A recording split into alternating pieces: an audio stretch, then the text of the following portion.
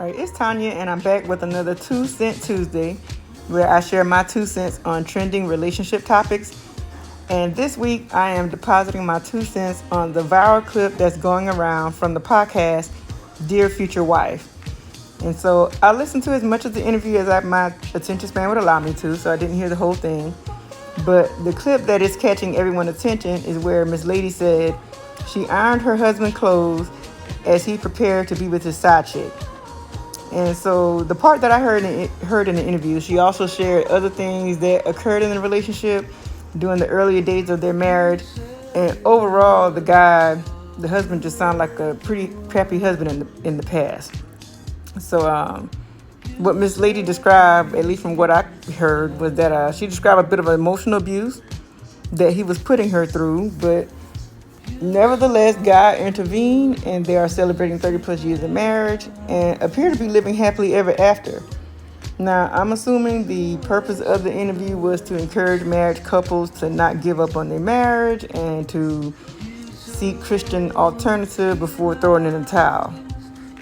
So I can't speak on what God told this couple to do in order to maintain their marriage, or the things that she did in order to maintain her marriage. But what I can speak on is that a lot of women have been in her shoes before, and maybe even wearing those shoes now. And so the point I'm referring to is that the unworthiness that women feel if they are not attached to a relationship or a marriage. Women have a tendency to turn a blind eye to abuse of all kinds just to maintain that image of a happy and healthy relationship. And so instead of just letting go, divorcing or separating, whatever, instead of just letting go to let God do whatever he needs to do, we would just endure that abuse until miraculously the God decided to treat us better, or he decided to discard us altogether. So you may not have particularly ironed your husband or your boyfriend clothes while he get ready to see a side chick, but what about the times you let him borrow your car and his whereabouts was unaccounted for? Or what about the times you smelled perfume on his body that was not yours?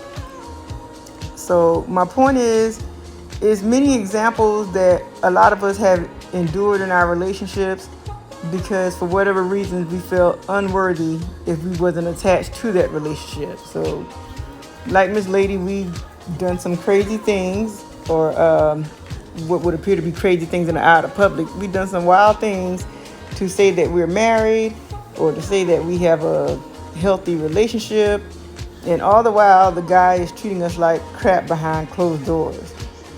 So who is responsible for that mindset? Like, why do women feel that they are unworthy if they're not attached to a relationship or a marriage? So is it the church responsible for that behavior? Or is it generational trauma?